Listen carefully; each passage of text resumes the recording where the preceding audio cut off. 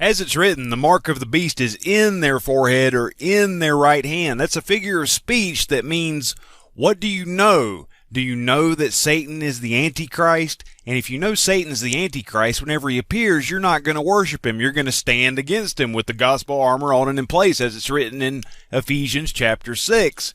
In the first world age, a third fell from worshiping Satan. All were in spiritual bodies at that time. There were no microchips. There was no flesh. You couldn't put a microchip in someone if you wanted to back then, but yet they still fell. They still died spiritually. So rather than kill a third of his children, God decided to create this flesh age. So a third will die spiritually at the sixth seal, the sixth trumpet, and the sixth vial whenever Satan appears as the false Christ in Jerusalem, as it's written in Matthew 24, when you therefore shall see the abomination of desolation stand in the holy place. That's talking about when Satan appears in Judea, in Jerusalem, then flee to the mountains. And then if anyone says, here is Christ, or there, don't follow them, don't believe them, because it's not Christ. The true Christ doesn't return until the seventh trumpet, and then all are changed back into spiritual bodies at that time.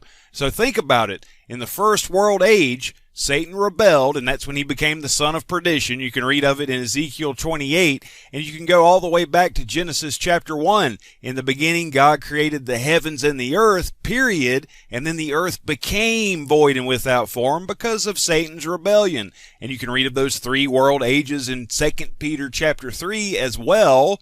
The heavens and the earth, which were destroyed because of Satan's rebellion, because a third followed him. He caused a third to die spiritually because they worshiped him. That's what the mark of the beast is. It's to worship the devil, thinking that he's Jesus' return. So you got to look at what happened in the first world age. Again, you'll find it in Revelation chapter 12. A third part of the stars were cast to the earth by the tail of the dragon. The dragon is Satan, as is documented also in Revelation chapter 12. And they fell from heaven. That's what it is to die spiritually. And then in Revelation chapter 9, you see a third are slain by the fire and smoke and brimstone, which issues out of the mouths of Satan's locust army.